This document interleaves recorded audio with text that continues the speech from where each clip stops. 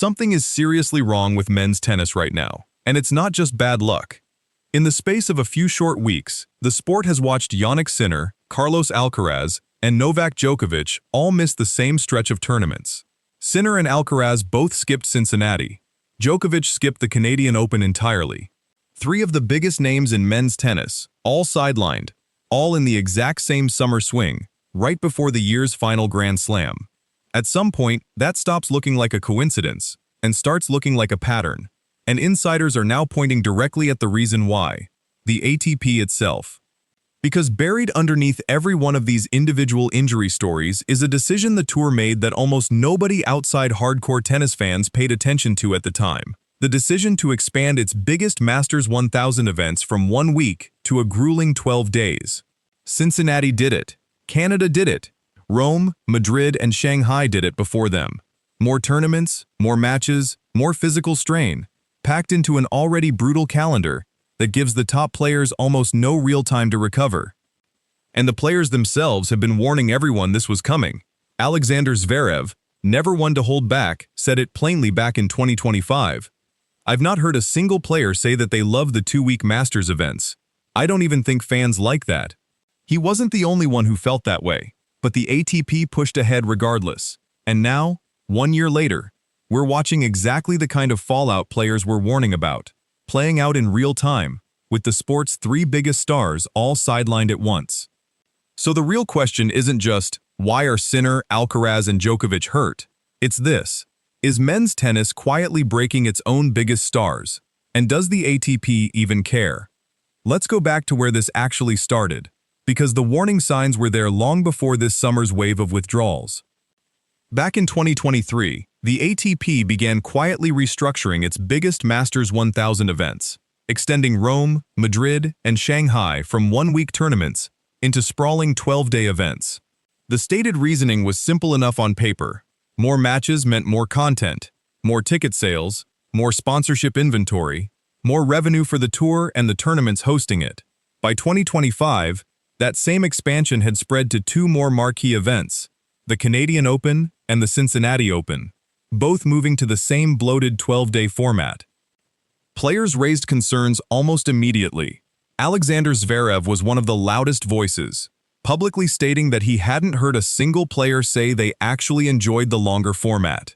His complaint wasn't just about extra days on site, away from families, away from normal routines. It was about what those extra days actually meant physically. More matches squeezed into a season that was already relentless. More accumulated wear on bodies that get almost no real off-season to begin with. And here's the part that makes this summer's wave of withdrawals so hard to write off as coincidence.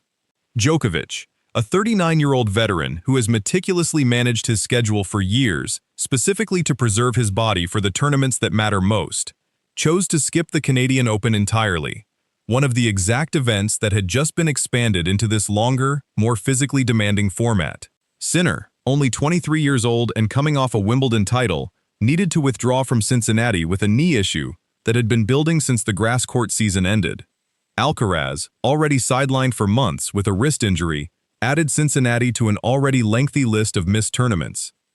3 players, 3 different ages, 3 different injury profiles, all pulling out of tournaments that had recently been extended specifically to squeeze more matches, more content, and more revenue out of the same handful of weeks on the calendar. Tennis journalists covering the tour have started connecting these dots publicly, describing the pattern not as bad luck, but as a predictable consequence of a calendar that keeps expanding without ever giving players more time to recover. The ATP, for its part, has offered no real public reckoning with any of this. No acknowledgement that the expanded formats might be contributing to the wave of withdrawals. No indication that the 12-day Masters events are being reconsidered. Just tournament after tournament, moving forward as scheduled, while the sport's biggest stars quietly disappear from the draw one after another. So why would the ATP keep pushing this format if players have been warning about exactly this outcome for years? The answer, according to most people who follow the business side of tennis closely, comes down to one simple thing: money. A 12-day Masters event generates significantly more revenue than a 1-week tournament ever could. More days means more ticket sales, more concession revenue, more broadcast inventory to sell to networks, more sponsorship exposure spread across a longer window. From a pure business standpoint, the expansion makes perfect sense. Tournaments make more money. The ATP, which takes a cut of that revenue, makes more money too. On paper, it's a straightforward financial win for everyone running the sport. Everyone except the players actually competing in it. Because here's what that business logic conveniently leaves out. Professional tennis players are not an infinitely renewable resource. Every match adds accumulated physical stress. On knees, on wrists, on shoulders, on the small stabilizing muscles that absorb the repeated shock of an explosive sport played on hard courts for months on end. Extending marquee events by nearly a week each doesn't just add more entertainment for fans. It adds real, measurable physical load onto bodies that were already being pushed to their limits under the old format. And the players who suffer most from that load aren't necessarily the ones who complain the loudest. Djokovic, at 39, has spent years perfecting the art of schedule management specifically to survive this long in a physically brutal sport, and even he is now skipping marquee events to protect himself. Sinner and Alcaraz, both in their early 20s, are supposed to be nowhere near this kind of breakdown. Prime-age athletes in the healthiest years of their careers shouldn't be accumulating this many injuries this quickly. But an expanded calendar doesn't care how old you are. It simply adds more matches, more travel, more physical strain, and expects the athletes' bodies to somehow absorb it all without complaint. There's also a deeper irony buried in all of this that tennis insiders have started pointing out.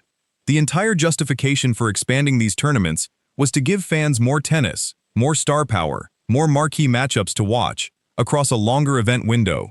But the actual result, this summer, has been the exact opposite. Fans heading into Cincinnati didn't get more Sinner, more Alcaraz, or more Djokovic.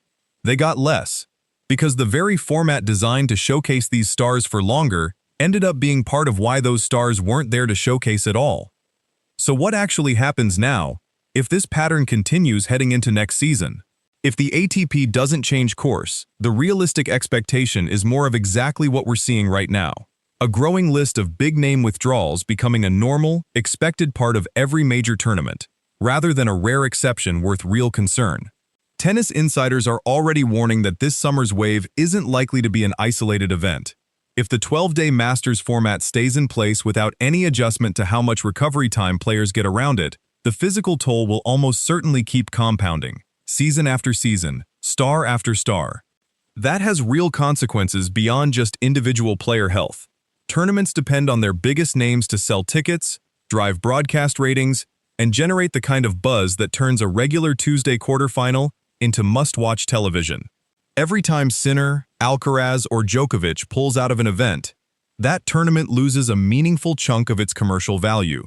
The very value the extended format was supposedly designed to increase in the first place. It's a strange, self-defeating cycle. Expand the tournament to make more money off the stars, then watch the stars withdraw because the expanded format made playing in it too physically costly. There's also a longer-term question hanging over all of this that goes beyond any single season.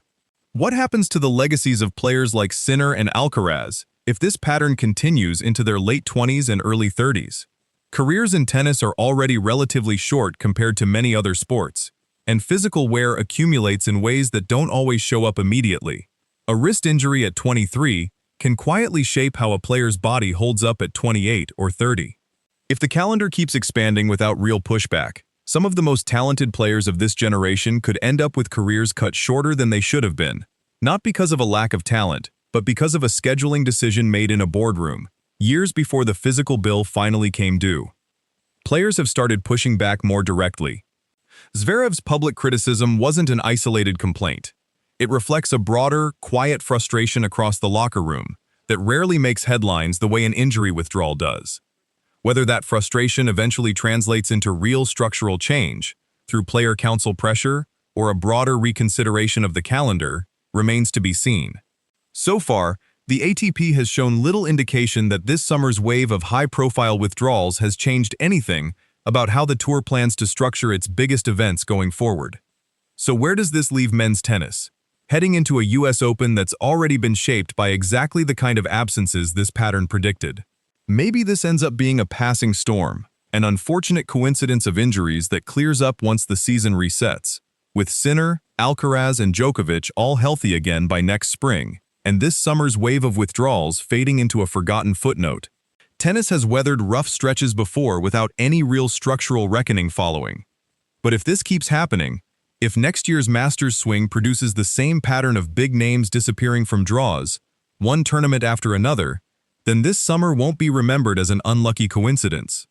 It'll be remembered as the moment everyone could see the problem clearly, and nobody with the power to fix it chose to act.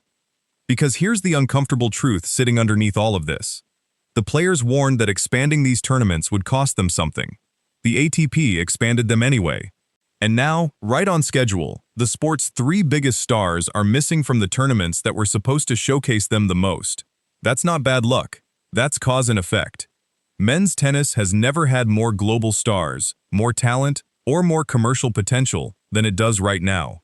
But talent and potential mean nothing if the very structure of the sport keeps grinding its biggest names into the sidelines before they ever get the chance to fully deliver on it. The question now isn't whether men's tennis has a problem. That much is already obvious. The real question is whether anyone running this sport is actually willing to fix it before it costs them even more than it already has. That's the real story behind this summer's injury wave. If this gave you a new way of looking at it, hit subscribe. We cover the stories other channels miss.